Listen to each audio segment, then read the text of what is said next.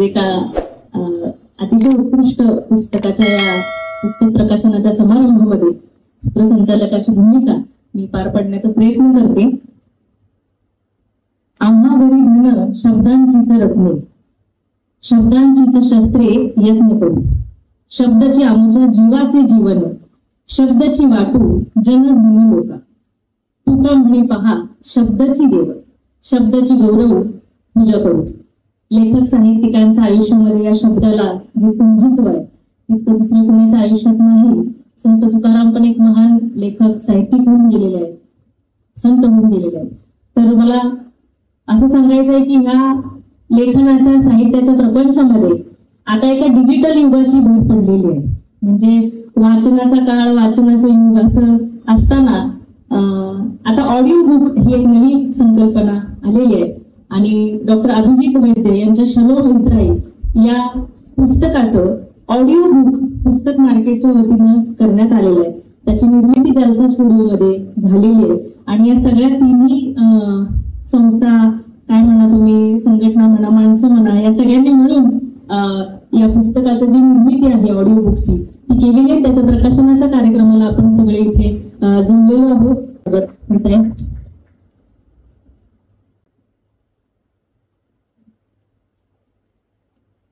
त्याचबरोबर डॉक्टर मिलिंद कसबे यांचे स्वागत डॉक्टरांनी करावं.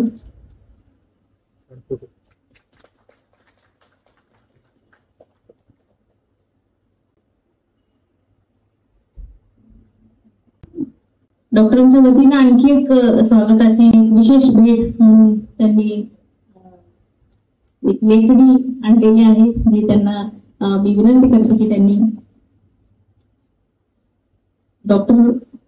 प्राध्यापक डॉक्टर गीतांजली वैद्यांना विनंती करते त्यांनी उमेश कुलकर्णींना ही विशेष भेट आपण द्यावी.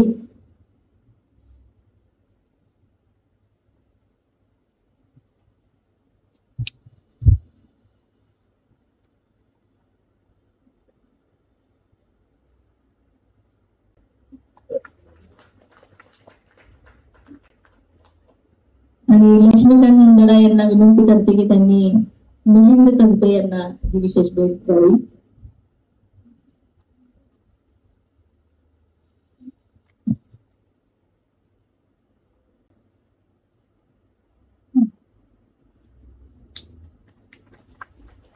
धन्यवाद.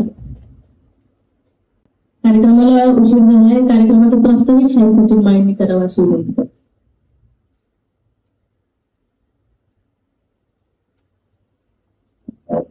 मिनिटांमध्ये प्रस्तावित करणार आहे. जलसा स्टुडिओ हा औंध परिवार चौक मध्ये 9व्या महाचर्चेने सुरू केलेला आहे.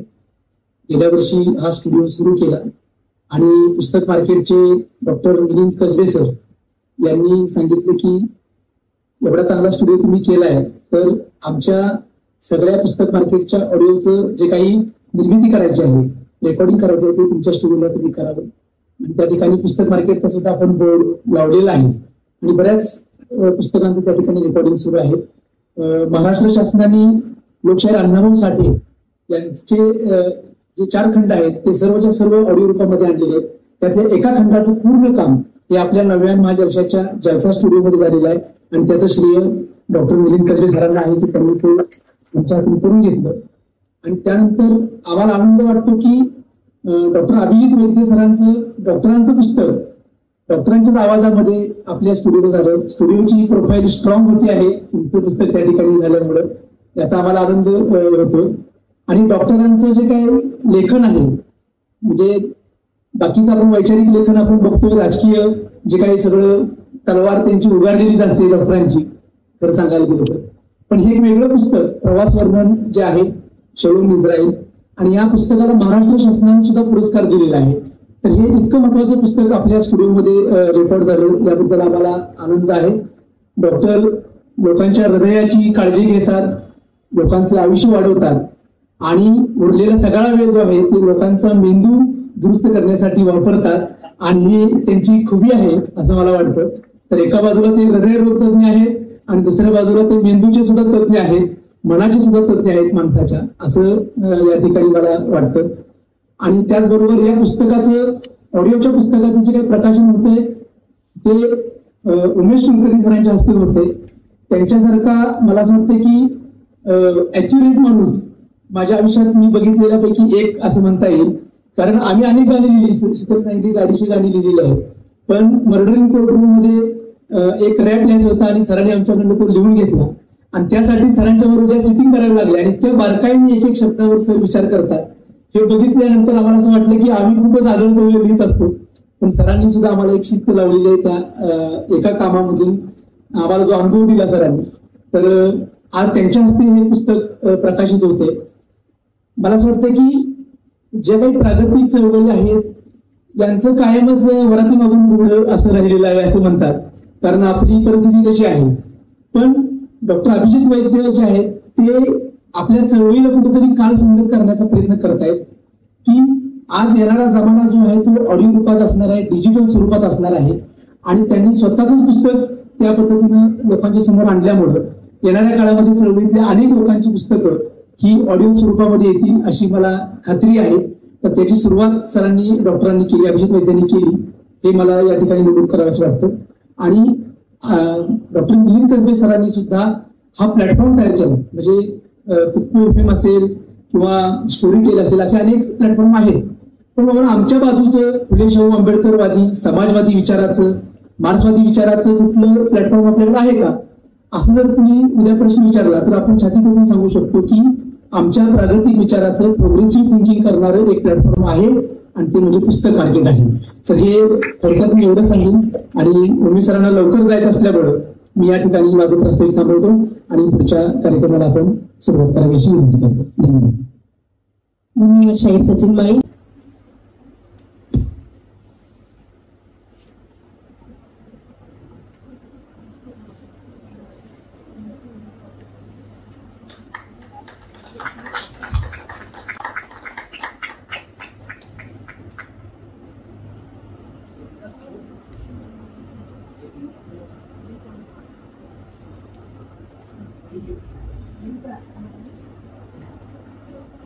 मी उमेश सरांना लगेचच विनंती करते की मी आपलं मनोगत व्यक्त करा आणि शुभेच्छा द्याव्या.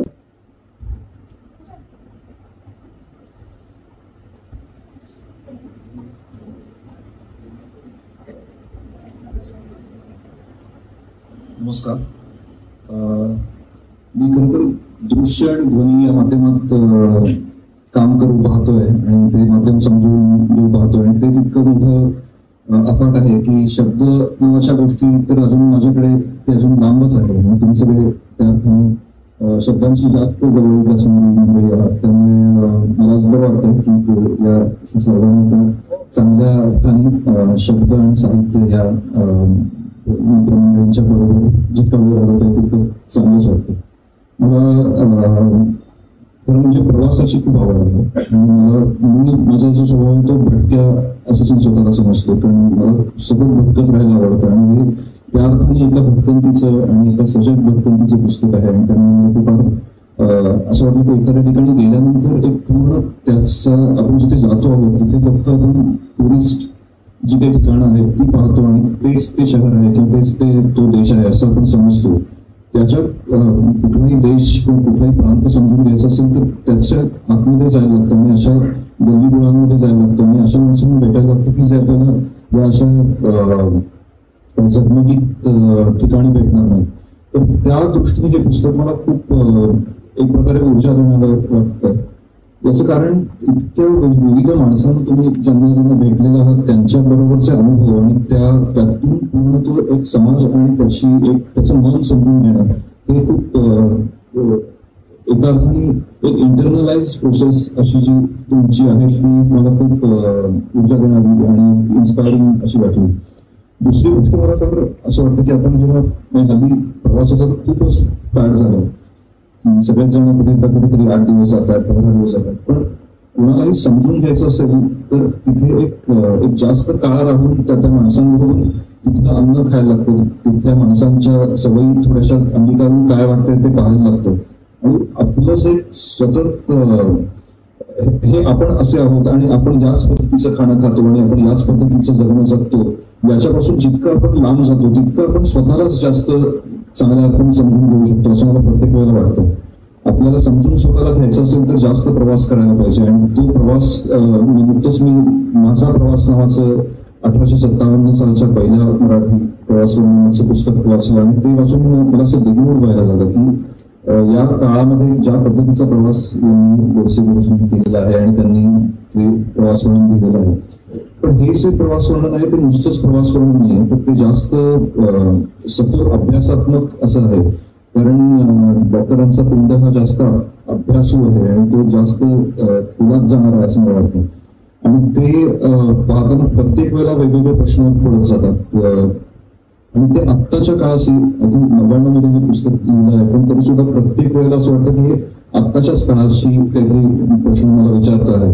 आणि त्यामुळे एखादी कलाकृती जी आहे ती ताजी असणं आणि ती प्रत्येक वेळेला तुम्हाला नव्या अर्थाने कळणं, ही जेव्हा गोष्ट घडते त्यावेळेला ती कलाकृती एका वेगळ्या पातळीवरची असते किंवा एक वेगळं काहीतरी त्याच्यामध्ये त्याच्या असण्यामध्ये काहीतरी जास्त कालातीतपणा असतो आणि त्या कलाकृतीला श्रेष्ठ मानलं जातं की जी काळाला पुरून उठते. तर तसं हे लिखाण आहे असं मला वाटतं.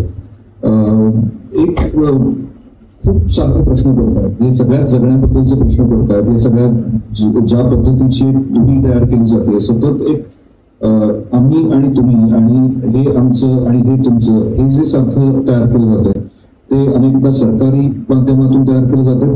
पण फक्त ते सरकारी माध्यमातूनच नाही आहे की सतत एक आपलं स्वतःचं अस्तित्व टिकवून ठेवण्यासाठी आपण आपलं अस्तित्व जास्तीत जास्त काटेकोर करण्याचा प्रयत्न करतो आहोत. मग ते संस्थात्मक असू देत किंवा ते व्यक्ती म्हणून असू देत किंवा ते एखाद्या समाजाचं जातीचं असू देत किंवा कुठल्या तरी धर्माचं असू देत.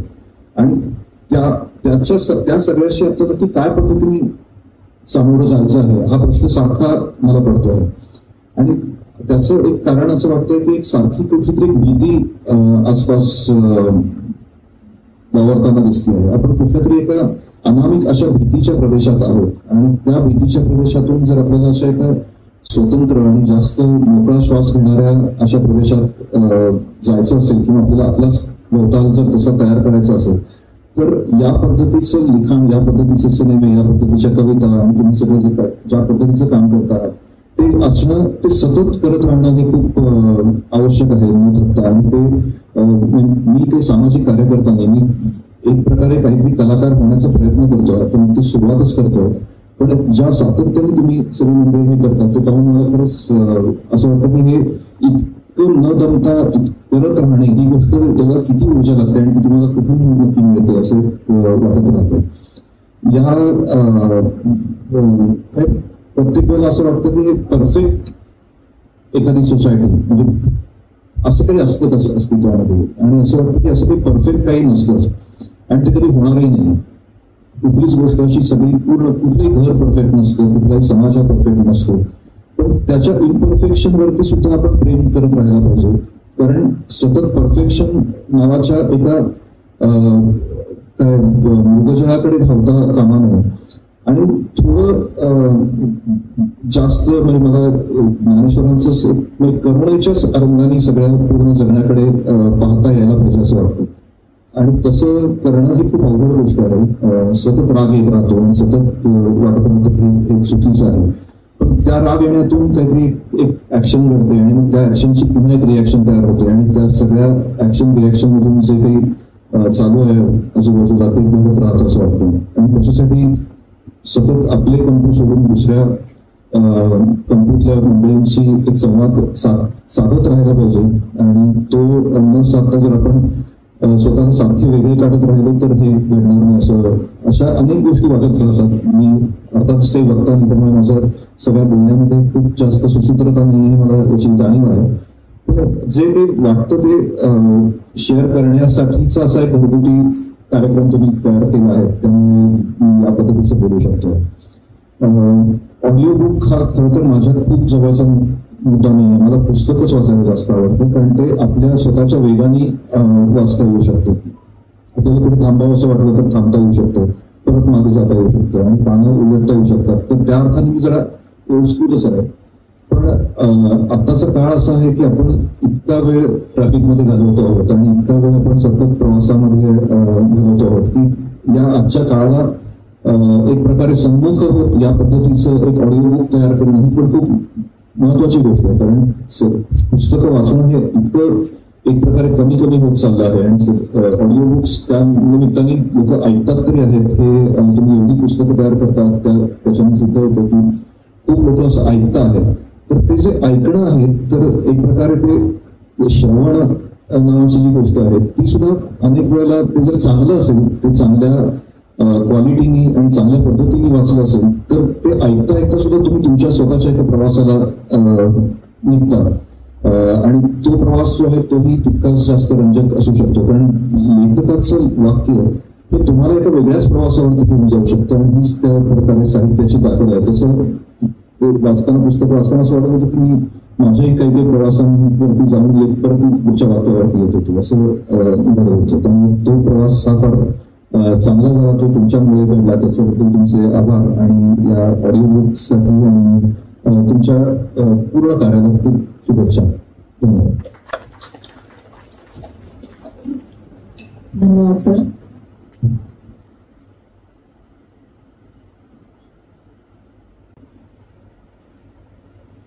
या विचार मंचावरचे सर्व मान्यवर,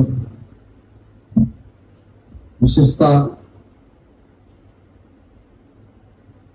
डॉक्टरांचा आम्हाला मिळालेला सहवास, या कार्यक्रमाला भारतातले एक वेगळ्या दृष्टीचे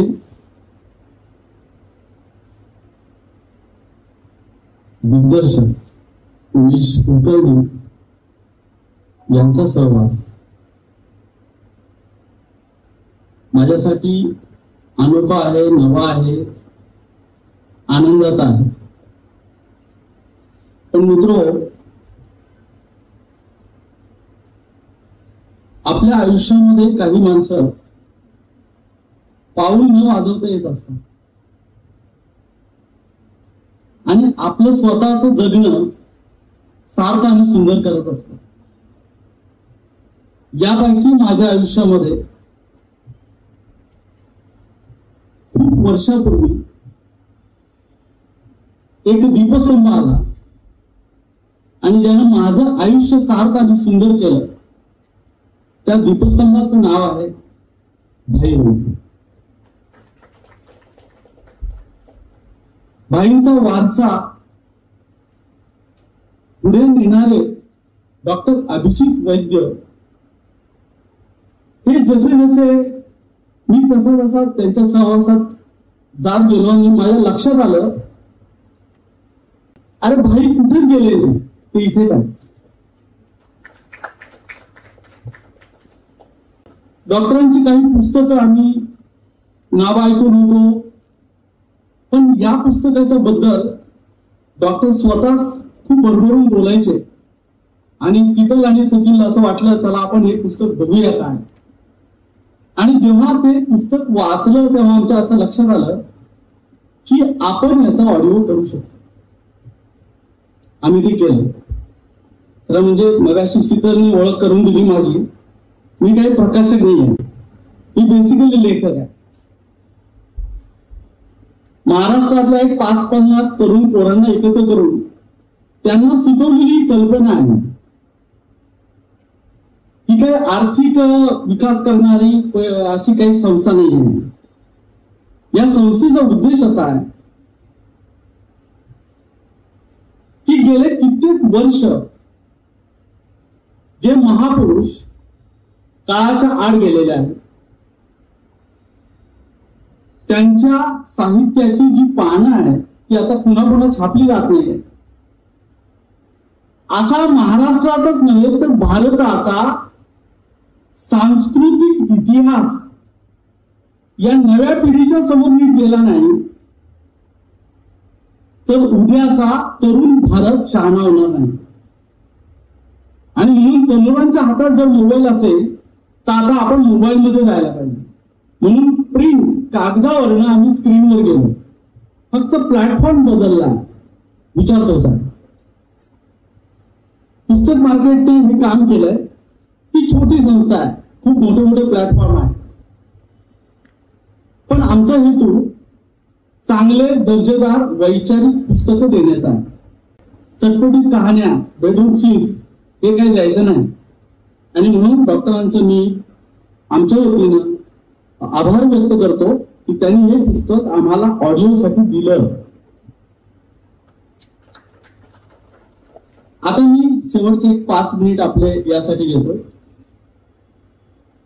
मित्र, हे खरं आहे, तुम्ही म्हणाले ते बरोबर आहे की या पुस्तकाला 25 वर्ष झाली आहे. आणि हे पुस्तक आज वाचताना असं वाटतंय की आपण वर्तमानाचाच विचार करतो.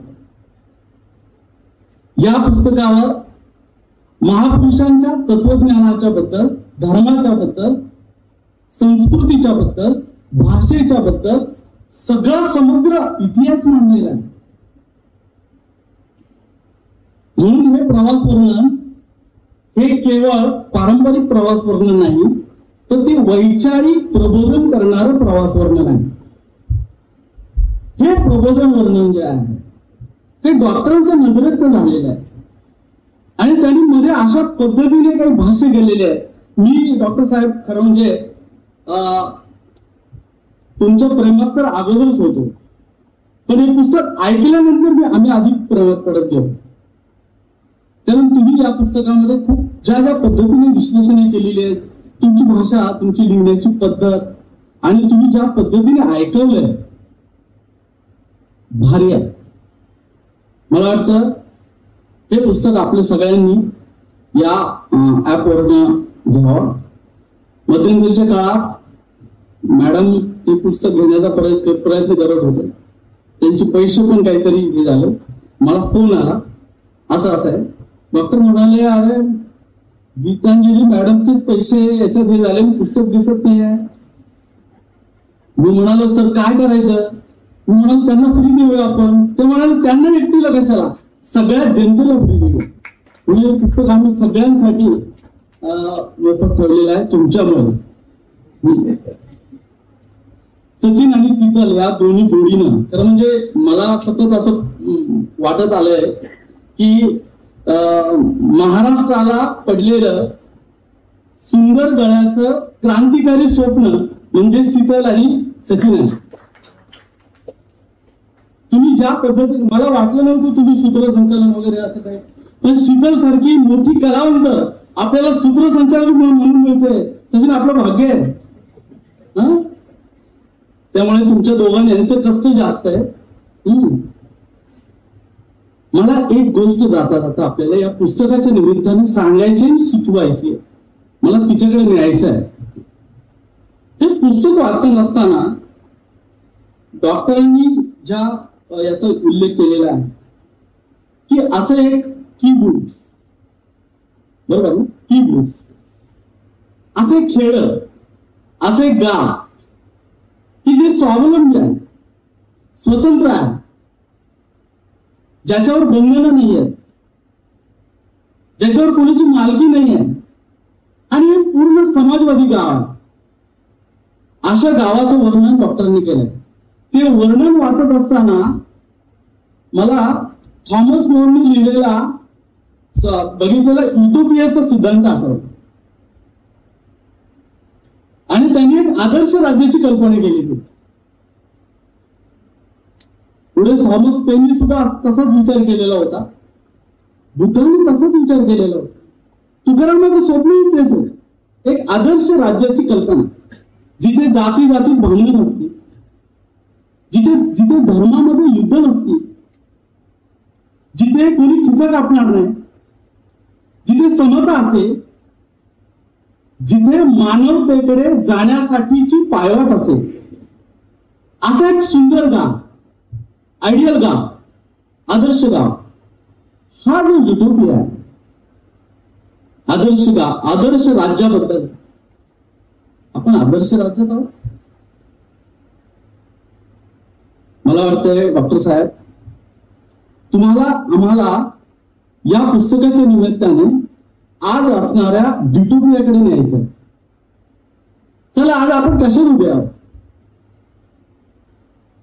बुद्धाने पाहिलेल्या स्वप्नातलं गाव आज अस्तित्वात नाही राज्य. तुकारामाला अपेक्षित असणारा समाज आज नाही आहे. कबीरला ज्या मानवतेकडे समाजाला न्यायचं होतं ती मानवता नाही आहे.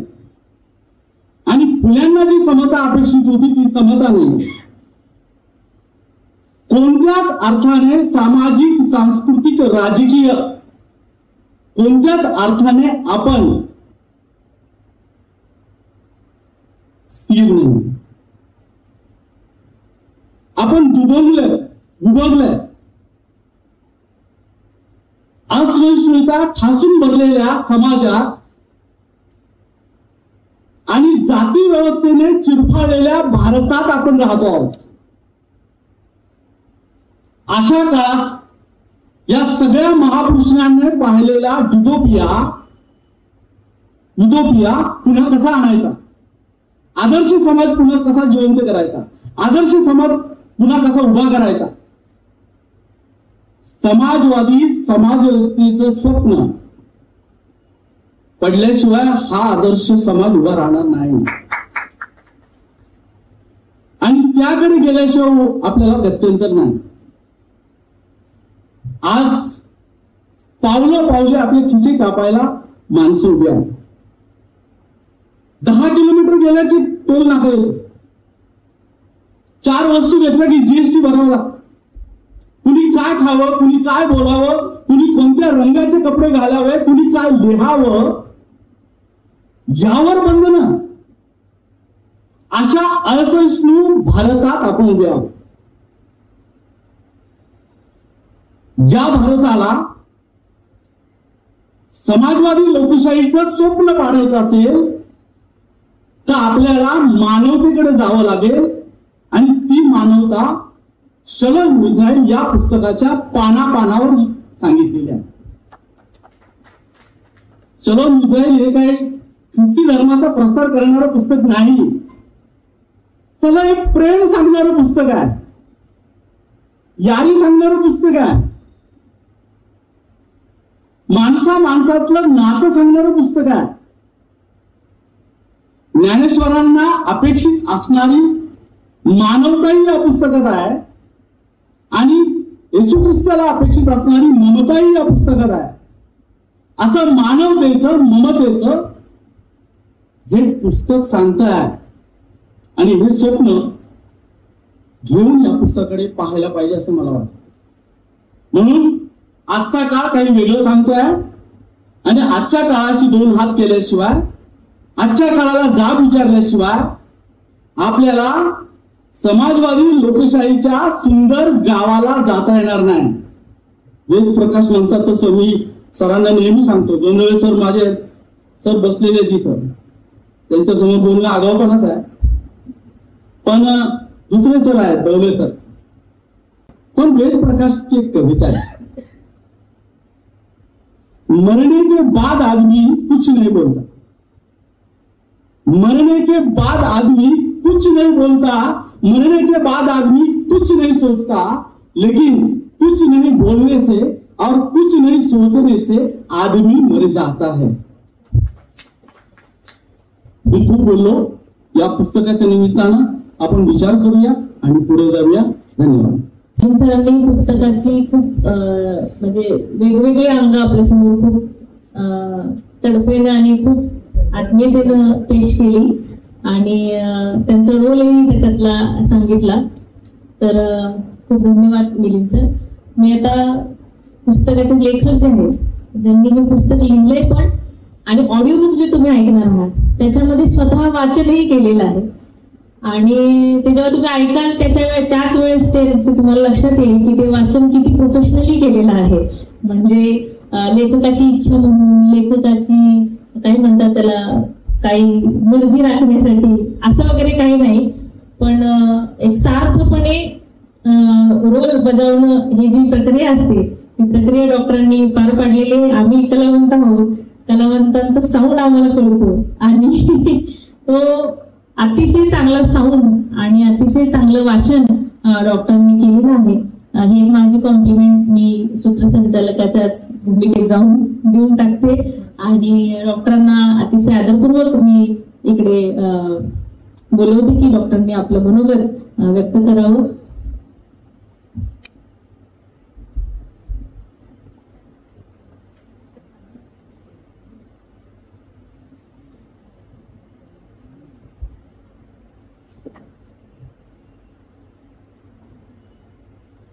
पुस्तक मार्केटचे सर्वेसर्वा आणि महाराष्ट्रातील एक अग्रगण्य पुरोगामी विचारवंत प्राध्यापक डॉक्टर मिलिंद कसबे यांचा फार सुंदर उल्लेख कसब्यांनीच केला की महाराष्ट्राच्या तळाला पडलेले एक सुंदर क्रांतिकारी स्वप्न असणार एक दाम्पत्यद्वय शाहीर सचिन माळी आणि शीतल माळी, आरोग्य सेनेचे डॉक्टर नितीन केतकर, आणि अचानक शूटिंगचं शेड्यूल लागल्यामुळं जायला लागले मनोज कोठारे.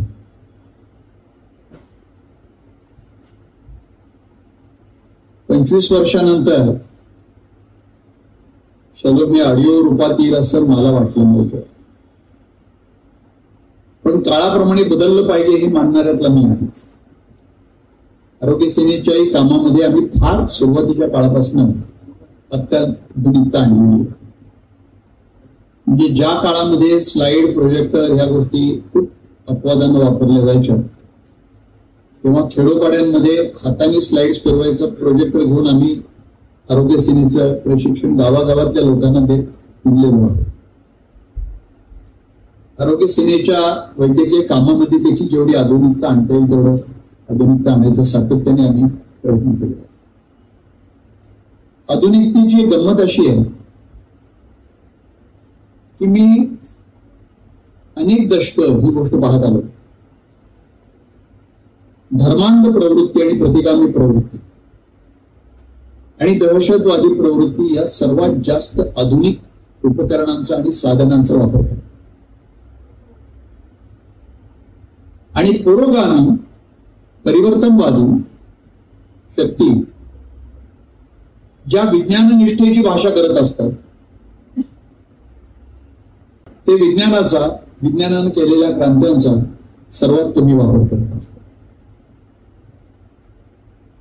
राष्ट्रसेवा दलाचा कार्यकारी विश्वस्त असतानाच्या काळातही मी हे सर्व पाहून माझ्या परीने त्याच्यात काही आधुनिकता आणता येईल काय असा मी सतत प्रयत्न करत गेले.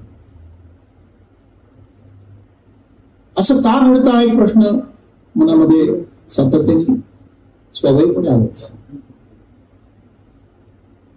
सिरियामध्ये इसिसचे लोक जेव्हा सर्वात आधुनिक उपकरण घेऊन हत्याकांड करतात तेव्हा अत्याधुनिक गॅस चेंबर झोनचं हत्याकांड करणारा एक डोळ्यापुढे होणार. या सर्व प्रवृत्तींचं आधुनिकतेशी काय नातं आहे आणि विज्ञानाशी काय नातं आहे हा प्रश्न मनामध्ये पडत असताना तुम्ही मला म्हणालात की डॉक्टर शलोम आपल्याला ऑडिओ रूपात आणलं पाहिजे. तुम्हाला नाही म्हणायचा प्रश्नच नाही. तुमच्या दोघांच्या गळ्यावरच नाही तर तुमच्या जगण्यावर प्रेम करणारा मी एक माणूस आहे. तुमच्या जगण्याची वाटचाल त्या वाटचालीतला जो एक रोलर कोस्टर राईड असतो ना तुम्ही पाहिलं होतं, जवळ अनुभवलेला आहे. तुम्ही भूमिगत असतानाच्या काळात माझ्या घरी राहिलेला मी विसरणार नाही. आणि त्या सगळ्यातनं तुम्ही बाहेर पडून ज्या पद्धतीने लोकशाही समाजवादी विचाराकडे आणि गांधींच्या अहिंसेकडे वळलं, स्वाभाविकपणे तुमचं जगणं मला अनेक तरुण लोकांनी अनुकरण करावं असं वाटतं. त्यामुळं सचिनला आणि शीतलला नाही म्हणायचा प्रश्नच नव्हता. आणि अत्यंत बिकट काळामध्ये मध्ये बाहेर असताना आरोग्य सेनेचं जेव्हा दूध भेसळीचं आंदोलन चाललेलं होतं तेव्हा एक अत्यंत हृदयद्रावक असं हृदयस्पर्शी असं गाणं सचिनने लिहिलं आणि शीतलच्या आवाजामध्ये आम्ही आरोग्य सेनेच्या आंदोलनामध्ये सातत्याने वाजवत राहिलो. ते गाणं सगळ्यांनी ऐकण्यासारखे गाणं, अत्यंत प्रतिभावंत असं हे जोडपं आहे. पण त्याबरोबर त्यांनी जलसा स्टुडिओची निर्मिती केली हे मला जास्त महत्वाचं वाटतं.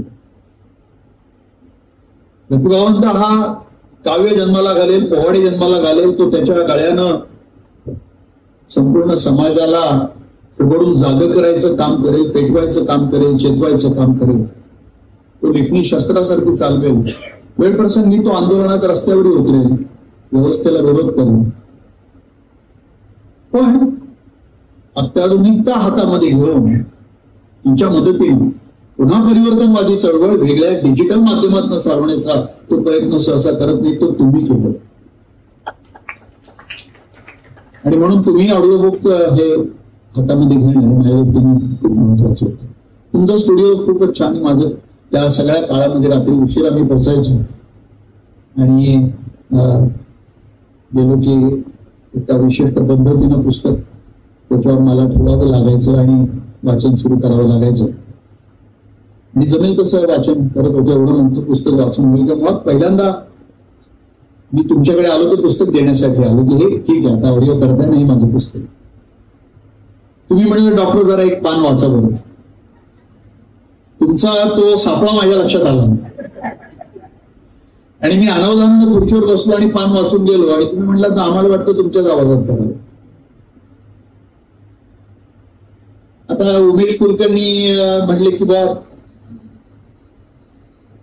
ते चांगलं झालंय, त्यांच्यासारखा माझा फार लाडका चित्रपट दिग्दर्शक आणि निर्माता आहे. देऊळ असेल, वीर असेल, अत्यंत प्रतिभावंत असा परिवर्तनवादी पुरोगामी विचारांचा असा हा चित्रपट निर्माता दिग्दर्शक. त्यांनी काही चांगलं म्हणणं त्या पुस्तकाबद्दल ते महत्वाची गोष्ट. फक्त एक आठवण सांगायला हरकत नाही की प्रकाशनाच्या पहिल्या वेळेला या प्रकाशनाच्या कार्यक्रमाला वसंत बापट, प्राध्यापक डॉक्टर प्रधान, श्रीराम लागू ही मंडळी होती. प्रधान मास्तरांना, त्यांना आम्ही मास्तर म्हणायचो, प्रधान मास्तरांना मी 2 दिवस आधी जाऊन ते पुस्तक दिलं. मला वाटतं दिवाळीचा तो कुठला तरी एक दिवस होता, तेव्हा मोबाईल वगैरे नव्हते, पण पेजर होता, तो कमरेला लावायचा आणि पेजरवर मला घरचा नंबर सारखा वाजायला लागला. मी रस्त्यात कुठेतरी थांबून घरी फोन केला. बाई म्हणल्यावर मास्तर तुला शोधताय. शोधताय मी घाबरलो, कारण दुपारी पुस्तक दिलं म्हणजे आता काही खरं नाही, आपली चंपी बहुतेक मास्तर काय नाही. तर मास्तर म्हणले अरे अभिजित, पुस्तक दुपारी तू दिलंस आणि ते 200 पानाचं पुस्तक मी सलग एका बैठकीमध्ये आता वाचून संपलो आणि तुला वाटलं की तुझ्याशी बोलावं म्हणून मी फोन केलाय. लिहित राहा. लिहिणं झालं नाही ते सोडून देत. आणि त्या अगणित व्यापांमध्ये आणि आरोग्य सेनेच्या भटकंतीमध्ये असं काही अडकत गेलो की असं काही लिखाण हे होत गेलं नाही. झालं ते चळवळीच्या निमित्ताने होत गेलं. बापटांची अजून दुसरी गंमत आहे. पुस्तक लिहिलं तेव्हा माझा चुलत भाऊ सत्यजित हा साधनेचं तेव्हा सगळं काम पाहत होता आणि तो देशमुख प्रकाशनाचं सर्व डीटीपी करायचं. तो म्हणला मी देशमुख प्रकाशनाकडे घेऊन जातो. एवढं मोठं प्रकाशन तो घेऊन गेला आणि त्यांच्याकडनं रवींद्रचा मला रवींद्र पाहत होते तेव्हा काम देशमुख प्रकाशनाचं निरोप आला की आम्ही स्वीकारलेलं आहे पुस्तक. थोडं तुमच्याबरोबर मात्र एकदा बसूया. बसल्यावर त्यांनी मला एवढंच सांगितलं की हा काही भाग आहे हा खूप छान झालाय, पण तो सारखा पुलंची आठवण करून देतो आणि प्रतिपुल असा शिक्का तुम्ही मारून घ्यायचा की नाही तुम्ही ठरवा. म्हणजे अजिबात नाही. ज्या पादत्राणांमध्ये आपले पाय बसण्याची लायकी नाही तिथं पाय घालायचा कधी प्रयत्न करू नये. त्यामुळे तसं तुला वाटलं असेल, मी घरी आल्यावर कठोरपणे 50 पानं त्या पुस्तकाची उडवून जातात. पण कदाचित त्यामध्ये अधिक चांगलं झालं, कारण ती उडवून जेव्हा त्याच्या हातामध्ये दिली रवी गोडबोलेच्या, तेव्हा तो मला म्हणाला की आता क्रिस्प झालेलं आहे आणि आपल्याला हे पुस्तक करायचंय. दुसऱ्या वर्षी मला बापटांचा फोन आला, अरे अभिजित ते साध्य करायचंय. मी काल त्यांच्याकडे जाऊन सगळं करून आलेलो आहे देशमुख प्रकाशनाला. अरे असं कसं केलंस तू माझ्याकडे? पहिलं म्हणलं घरचंच प्रकाशन आहे, साधन. त्यामुळे साधनेनी माझं पहिलं पुस्तक प्रकाशित करणं कदाचित त्याच्यामध्ये कोणी म्हणू शकतो की बा डॉक्टरांचं पुस्तक घरच्या लोकांनीच प्रकाशित केलं, त्यात विशेष काय. म्हणून परका कोणीतरी करते हे मला अधिक महत्वाचं वाटलं, म्हणून मी त्यांच्याकडे गेलो. कार्यक्रम तो फारच छान. पुस्तक पुन्हा वाचायचं इतक्या दिवसांनी, मी तोपर्यंत ते मधल्या काळात हातात कधी घेतलंच नाही. मला भीती वाटायला लागली की बा कदाचित, कारण मी स्वतःचा प्रचंड मोठा टीकाकार आहे. म्हणजे तुकोबा म्हणतात की टीकाकाराच्या घरा असावं शेजारी तर माझं निंदकाचं घर माझ्या घरातच आहे, आतमध्येच आहे, आणि दुसरं घर इथं बसलेलं आहे. त्यामुळे तिला पुस्तक वाचायची इच्छा झाल्यावर ते मला विशेष वाटलं, कारण बायकोलाही वाटते पुस्तक वाचावं, पण नाहीतर बायको म्हणू शकते की बा काय ते लिहून आपलं डिस्को ठेवलंय, असं होऊ शकतं. त्यामुळे मला भीती वाटली होती की हे वाचताना काय आपलं होईल, आणि जर असं आपल्याला वाटलं की आता याला काही अर्थ नाही, ते तेव्हा लिहिलं तर आपण यांना स्पष्टपणे सांगायचं की हे करू नका. पण वाचलं आणि असं वाटलं की नाही, या पुस्तकामध्ये या आत्ताच्या काळालाच नाही तर भविष्यातल्या अनेक गोष्टींना स्पर्श करणाऱ्या अनेक गोष्टी, आणि त्याचं कारण एक अतिशय स्पष्ट आहे. ते कारण म्हणजे हा माझा प्रवास वर्णन नाहीच आहे. आणि महाराष्ट्र सरकारचे मी फार कौतुक करतो, 2000 सालचा उत्कृष्ट ललित गद्याचा पुरस्कार त्याला दिला, प्रवास वर्णनाचा पुरस्कार दिला नाही. मला फार विशेष वाटतं. मला माहिती नाही की कोण परीक्षक त्यावेळेला हे पुस्तक पाहणारी मंडळी होती, म्हणजे मला आजही इच्छा आहे की ती नावं माहिती करून घ्यायची, की एवढं शहाणपण सरकारच्या परीक्षक मंडळात असतं, मला फार आश्चर्यकारक होतं. रेडिओवर वाचलं गेलं, आणि मग नंतर एकदा एक आजूबाई आपल्या नातीला घेऊन आल्या, तपासलं वगैरे, मला म्हणलं डॉक्टर झालं सगळं, हो नाही या नातीला भेटायचं, 9वीत येते. हे बघ, ते तुझ्या पुस्तकात धडा आहे ना, त्या धड्याचे हे लेखक ते माझे डॉक्टर आहेत. म्हटलं मला कळलं नाही तुम्ही काय बोललात. तिच्या 9वीच्या मराठी पुस्तकात तुमचा धडा लागलाय, मला माहितीच नाही म्हटलं. मुलाला पाठवला बाजारामध्ये, मराठीचं पुस्तक आणलं, आणि मग तो जो काही भाग त्याच्यामध्ये सरकारने टाकला होता, मी माझी परवानगी वगैरे घेतली, तो सोडून देऊ, जे काही मी लिहितो ते लोकांसाठीच असतं. आरोग्य सेनेचं सगळं उखाणे लोकांसाठी आहे, आणि तुम्ही पुस्तकही आता लोकांसाठी देऊन टाकलेलं आहे, त्यामुळे मला त्याची चिंता मुद्दा नव्हता. पण एवढंच बरं वाटतं की निदान त्यातले त्यात बरा भाग त्यांनी सरकारने निवडला. त्यामुळे सरकार पुन्हा काही साहित्याच्या क्षेत्रामध्ये तिथं बरी माणसं आणत असतं, चित्र आता पाहिजे.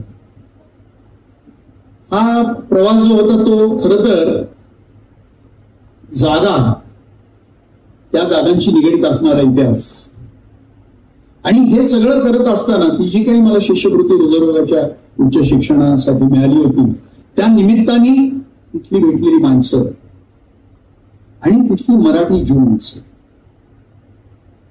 या सगळ्यांशी सतत होत गेलेला संवाद, ह्याच्यातनं विणलेलं एक चिंतन. प्रवास वर्णन हा खरं तर त्या रस्त्यामध्ये भेटलेले ते निर्णय मैलाचे दगड, ती ठिकाणही मैलाचे दगड. पण त्या निमित्ताने माझ्या मनामध्ये अनेक प्रश्न येत गेले, अनेक प्रश्नांची उकल करण्याचा मी प्रयत्न करत गेलो, आणि म्हणून मला वाटलं की हे लिहिलं पाहिजे. हे लिहिताना इस्रायल आणि तिथला ज्यू समाज वगैरे असं काहीतरी खूप जडजंबळ नाव देऊन ते लिहिता आलं असतं, पण असं वाटलं की तसं करूच नाही. मी वाटचाल करत होतो, मी पाहत होतो, मी इस्रायलमध्ये माणसांना भेटत होतो, इस्रायलमधल्या ठिकाणांना पाहत होतो. ती पाहत असताना इतिहास समजून घेत होतो, आणि त्या इतिहासाशी निगडीत असं सगळं काही पाहण्याचा प्रयत्न करत होतो, त्याच्यावर विचार करत होतो. तोच आपण कागदावर लिहिला पाहिजे. नाही तर नुसतं प्रवास वर्णन हे लिहिण्याचा एक फार वेगळा फॉर्मॅट आणि त्यांनी वापरलेला आहेच, तो काही आपण अंदाज करून असं वाटून घेऊ. कुठल्या प्रश्नांचा शोध मी घेत होतो, हा खरा मुद्दा आहे, आणि आजच्या काळाला त्यातली प्रत्येक गोष्ट ही लागू पडते असं माझ्या लक्षात होतं. त्याच्यातला एक सगळ्यात महत्वाचा मला पडलेला त्यावेळेसचा प्रश्न असा आहे की एखादं राष्ट्र हे धर्माच्या आधारावर उभं राहू शकतं, आणि इस्रायलचा उल्लेख हा सातत्याने ज्यू राष्ट्र असा केला आहे. प्रत्यक्षामध्ये ते ज्यू धर्माच्या कुठल्याही ग्रंथावर, तोरावर किंवा इतर कुठल्याही ग्रंथावर किंवा ओल्ड टेस्टामेंटवर आधारित असं राष्ट्र नव्हतं. खरं तर लोकशाही समाजवादी मूल्यांवर उभारणी केलेलं ते राष्ट्र होतं. त्या राष्ट्राचे जे निर्णय संस्थापक आहेत त्याच्यामध्ये बेन गुरियन ही जी एक फार मोठी व्यक्ती, त्यांच्या घराला जेव्हा भेट दिली तेव्हा त्यांच्या शयनगृहामध्ये त्यांच्या बेडच्या समोर एकच तस्वीर होती, आणि ती होती महात्मा गांधींची. किबुट्स हा लोकशाही समाजवादाचाच एक प्रयोग, थोडा त्याच्यामध्ये साम्यवादाची जात होती, त्यामुळे कदाचित तो तेवढा यशस्वी होत गेला नाही आणि तो अस्तंगत होत चाललेला मी पाहिलं, पण तो लोकशाही समाजवादी प्रयोगच होता. मग अशा इस्रायलमध्ये धर्मावर राष्ट्र उभं करण्याची भाषा वापरली जाते आणि काही लोक त्याला धर्मावर आधारित अशा राष्ट्राचं स्वरूप देण्याचा प्रयत्न करतायत. हे शहाणपणाचं आहे की नाही? राष्ट्र धर्मावर उभं राहिलं पाहिजे की नाही? का राष्ट्र हे सर्व धर्मांच्या, सर्व पंथांच्या, भाषांच्या लोकांवर उभं राहिलं पाहिजे, सर्व अनेक संस्कृतींच्या लोकांवर उभं राहिलं पाहिजे, असं मला प्रश्न पडत गेला आणि मला वाटत गेलं की दुसरं उत्तरच अधिक बरोबर. आणि 25 वर्षांनी भारतामध्ये धर्मावर राष्ट्र उभं करण्याची भाषा वापरली. ती यशस्वी होते की काय असं वाटायला लागलं आणि बरोबर त्याच वेळेला या देशातल्या गोरगरीब जनतेने अशी एक तपड मारली की त्या जनतेने दाखवून दिलं की आम्ही अशिक्षित असू पण आम्ही मूर्ख नाही, आम्ही अडाणी आहोत पण आम्हाला लोकशाही आणि स्वातंत्र्याचं महत्व कळतं, आम्ही कदाचित धर्माळू असू, आम्ही श्रद्धाळू असू, पण आम्हाला धर्मांच्या जोखडामध्ये अडकायची इच्छा नाही. पण मधला काही काळ जो होता तो खूप चिंतेचा होता. अर्थात चिंता घेऊन आम्ही घरी बसून होतो, आम्ही आमच्या तलवारी घेऊन लढत होतो, सातत्यानं त्या प्रत्येक गोष्टींच्या विरुद्ध प्रहार करत होतो, निर्भयपणे प्रहार करत होतो. हा पहिला प्रश्न. दुसरा अत्यंत महत्वाचा प्रश्न म्हणजे की जग हिंसेकडे का वळतं आणि माणसाला हिंसा इतकी जवळची का वाटते? का माणसाचा मूलभूत जो काही डीएनए आहे तो हिंसेचाच आहे आणि मग त्याच्यावर संस्काराची कलम करून त्याला अहिंसेकडे न्यावं लागतं?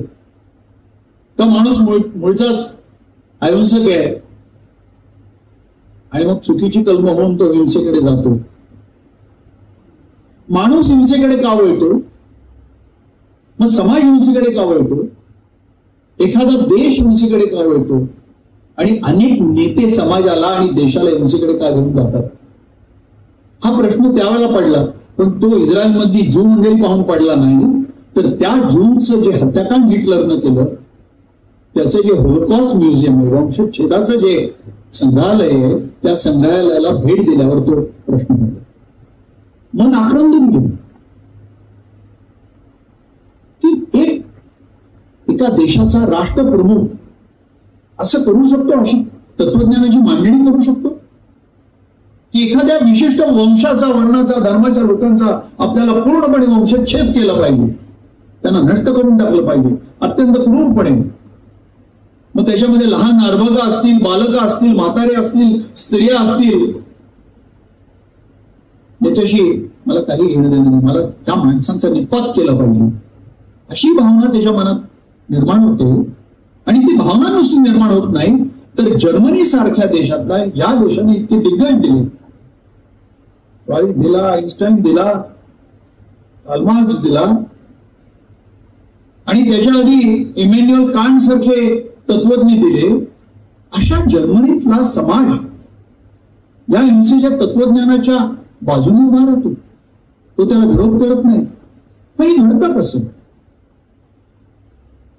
हे घडणं थांबवता येईल का इतिहासामध्ये? समाजाला हिंसेकडनं अहिंसेकडे नेता येईल का?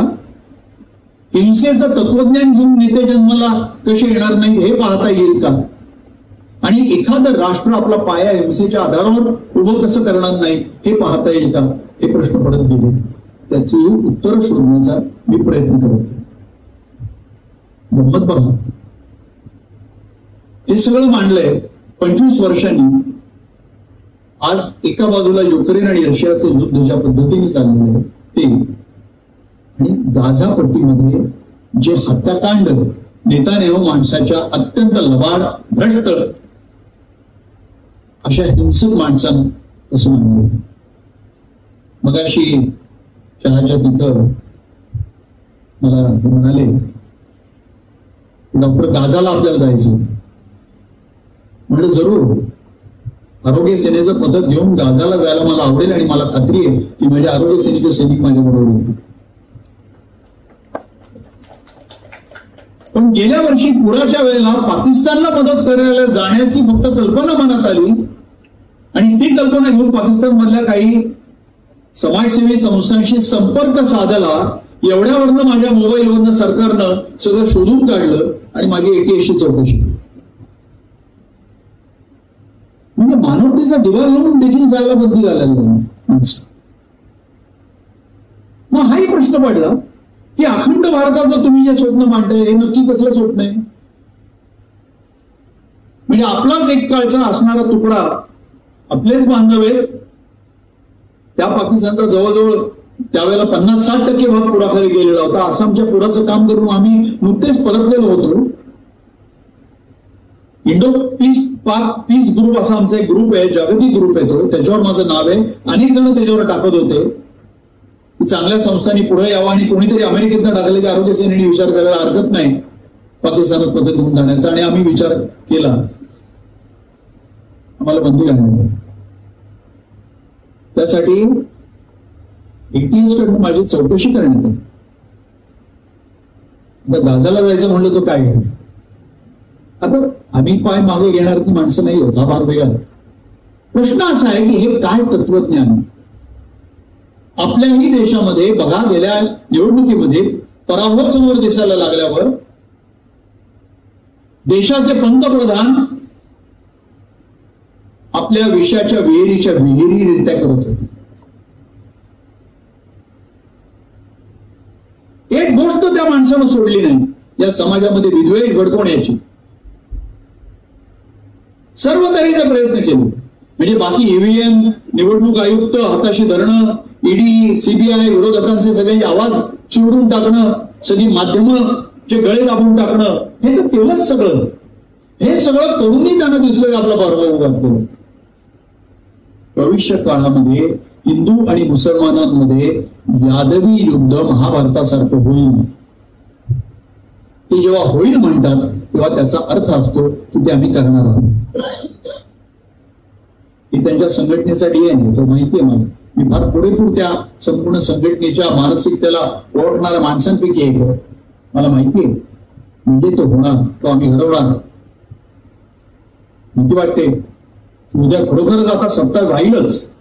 म्हणजे एवढं तरुणी दोन तुकड्या, एक नितीश कुमारची आणि एक चंद्रबाबूंची लावून देखील जर सरकार तगलं नाही तर कुठल्या मार्गांचा वापर केला जाईल आणि कदाचित तो याच मार्गाचा वापर केला जाईल. आणि म्हणून या पुस्तकाच्या आधारे मी पुन्हा आपल्याला विनंती करतो की त्यांचा होलोकॉस्टचा भाग आपण आवर्जून वाचा आणि आपली सतत विवेक बुद्धी सगळेजण जागी ठेवा. हिंसेचा निषेध हा घरात बसून करून चालत नाही. तर हिंसेचा निषेध करण्यासाठी आपल्या अहिंसेची शस्त्र हातात घेऊन आपल्याला हिंसक लोकांना थेट भिडावं लागतं. तेव्हा ती हिंसा थांबवत आहे. हिंसेचा निषेध तेवढीच हिंसा करून किंवा त्याच्यापेक्षा अधिक हिंसा करून तुम्ही निषेध करू शकत नसता. मग हिंसेतून फक्त हिंसा जन्माला लागला. हा दुसरा मुद्दा. तिसरा शोध जो मी घेत होतो तो संस्कृती संघर्षाचा. आणि जेव्हा इथली जी मराठी ज्यूज आहेत, महाराष्ट्रातनं खूप ज्यू तिकडं गेले, आव्हान जेव्हा करण्यात आलं की जगातल्या सगळ्या ज्यू मंडळींनी आपल्या मायभूमी परतावं, तेव्हा खूप लोक आपले देशातून तिकडं ज्यू स्थलांतरित झाले. ते आपल्या देशामध्ये कित्येक हजार वर्ष राहत होते. ती मंडळी तिकडे गेली. महाराष्ट्रातली कोकणपट्टीतली खूप मोठ्या प्रमाणावर मंडळी गेली आणि त्यांनी बेनी इस्रायली समाजाचं तिथे संस्था स्थापन. कुठून तरी कळलं मराठी डॉक्टर आले, कार्डिओलॉजीचे, मला भाषणाला बोलवलं. ते भाषण आवडलं. मग काय आम्हाला पुढचे सर्व महिने आठवड्याच्या शेवटी मंडळी घेऊन जायची आणि आम्ही त्यांच्या पुढे मराठीमध्ये हृदयरोग प्रतिबंधाची भाषणं करायची. पण या काळातील जी गोष्ट मी अत्यंत बारकाईने पाहिली की धर्म विविध संस्कृतीच्या लोकांना बांधत नाही. धर्म हा राष्ट्राला बांधण्याचा धागा होऊ शकत नाही आणि धर्म हा विविध समाजांना बांधण्याचाही धागा होऊ शकत नाही. कारण तिथला बेनी इस्रायली समाज हा तिथले जे ज्यू आहे, जे मुख्य युरोपियन ज्यूज आहेत, जे गौरवर्णीय ज्यूज आहेत, त्या ज्यूंनी कधीही आपला समाज मानला नाही. त्याला सुबत्ता मिळाली. भारतामध्ये त्यांना जे काही सुबत्तेचं आयुष्य मिळालं असतं त्याच्यापेक्षा कैक पटींनी त्यांना अधिक सुबत्ता, आर्थिक स्थैर्य, चांगली घरं, प्रत्येकाच्याकडे गाड्या हे त्यांना मिळाले. आम्ही हिडलो त्यात काही जण तर चक्क विमानतळावर सफाई कामगाराचं काम करणार, पण त्यांची तुम्ही घरं बघाल तर आपली घरं त्याच्या पुढं किती वाटतील अशी घरं त्यांची होती. हे त्यांना सगळं मिळालं होतं आणि हे सगळं मिळूनही त्या ज्यू समाजानं, युरोपियन ज्यू समाजानं, गौरवर्णीय ज्यू समाजानं आपलं मानलेलं नव्हतं. आणि तिथं दुसरं उत्तर मिळालं की धर्म हा माणसांना बांधायला पुरेसा नाही. उलट खऱ्या अर्थानं बांधते तर ती संस्कृती आणि त्याच्याही पुढे जे माणसाला बांधते ती मानवता. मानवतेचा धागा मला तुम्ही सांगा की कुठल्या समाजाला बांधत नाही. तो समाजाला काय घेऊन बसला तुम्ही? तो या पृथ्वीवरच्या अखिल प्राणी मात्रांना बांधून टाकतो तुम्ही. तो तुम्हाला झाडावेलींना बांधून टाकतो. तो तुम्हाला पृथ्वीवरच्या प्रत्येक जीवजंतूला बांधून टाकतो. मानवतेचा धागा हा माणसाच्याही पलीकडे जाणारा धागा असतो. धर्माचा धागा तसा जात नाही. की मला तिसरं सत्य तिथे लक्षात आहे. गाझापट्टीमध्ये जवळजवळ 40,000पेक्षा आता जास्त माणसं मारली गेली. हे अधिकृत आकडे. त्याच्यातली 20,000 बालक आहेत. हमासच्या अतिरेकी हल्ल्याचा आणि हमासच्या दहशतवादी वर्तनाचा प्रथम पासून निषेध केलेल्यांपैकी मी एक आहे.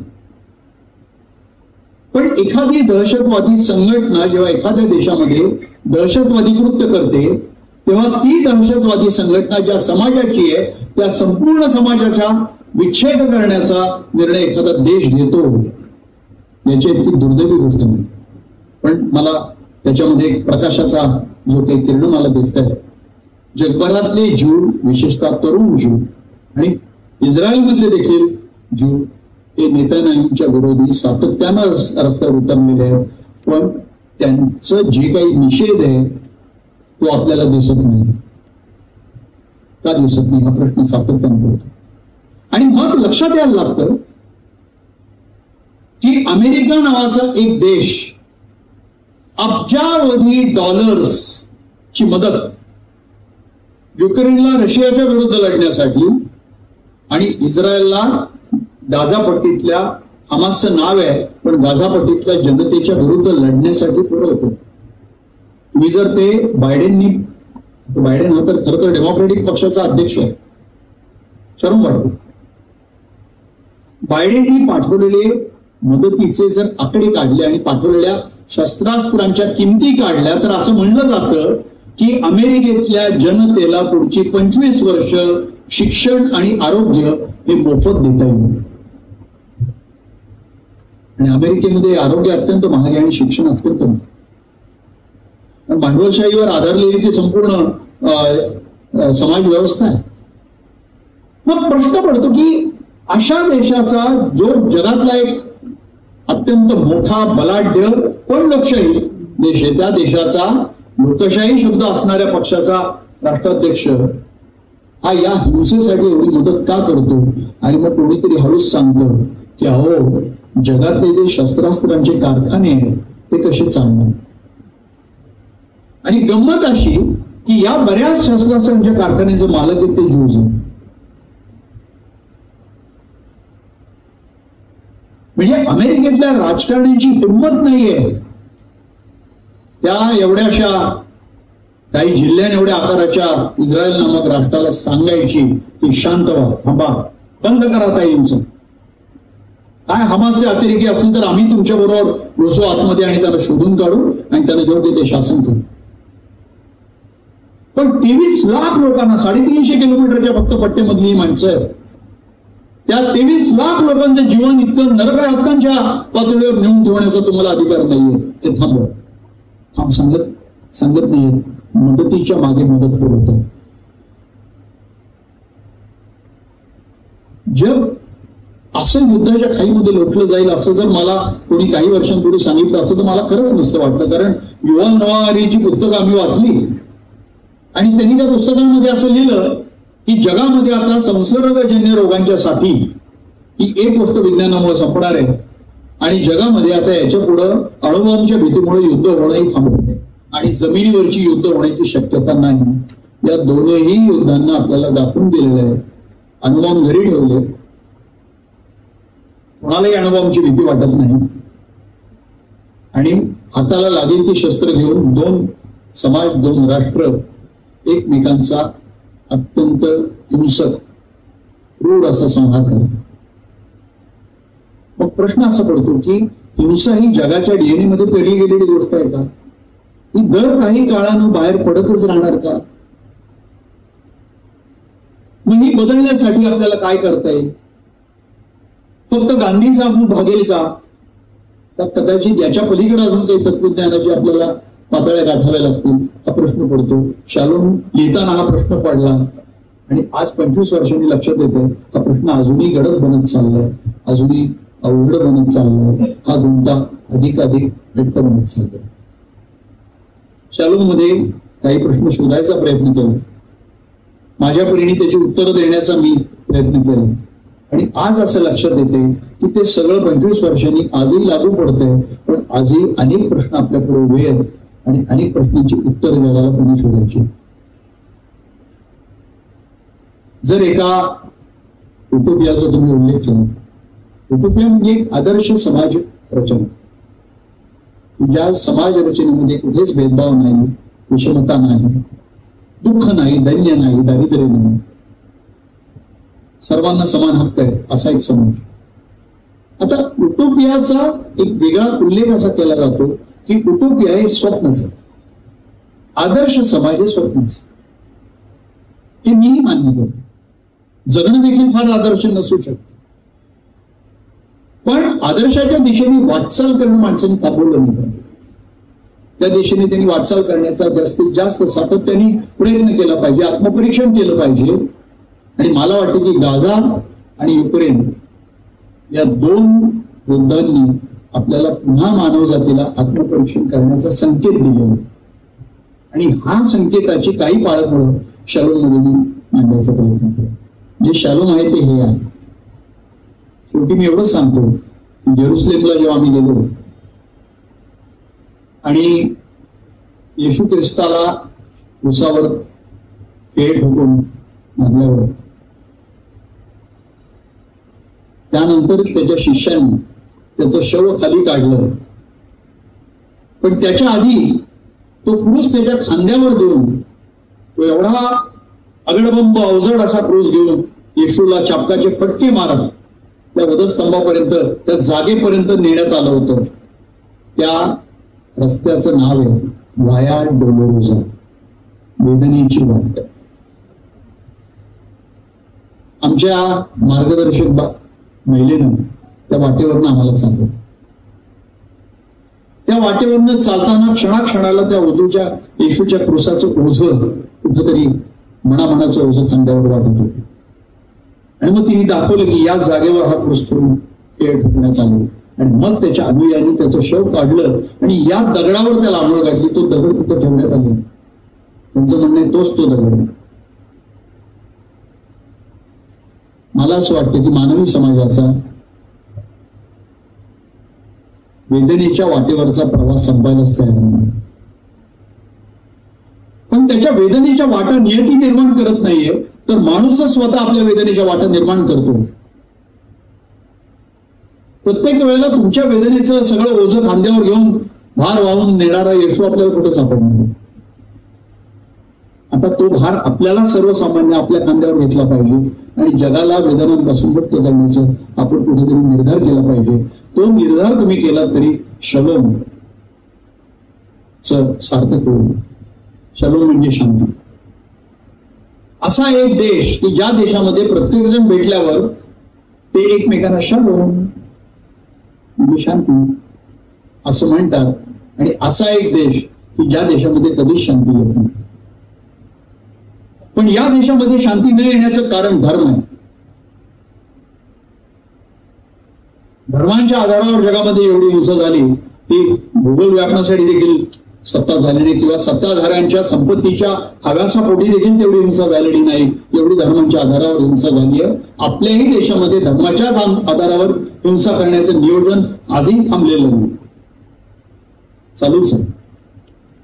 पुढे हिंसेचा नवा कुठला अध्याय ते घेऊन येतील ही भावना सतत मनामध्ये राहते. मला वाटतं की आपण सगळ्यांनी याला नकार दिला पाहिजे. आणि शलोम वाचल्यावर तो नकार देण्याची तुमच्या मनात प्रेरणा निर्माण झाली तर शलोम हा शब्द आणि ते शीर्षक मी माझ्या पुस्तकाला दिल्याचं मला सांगतो. केवळ मनोरंजन नव्हे तर विचार देणारं प्रकाशन.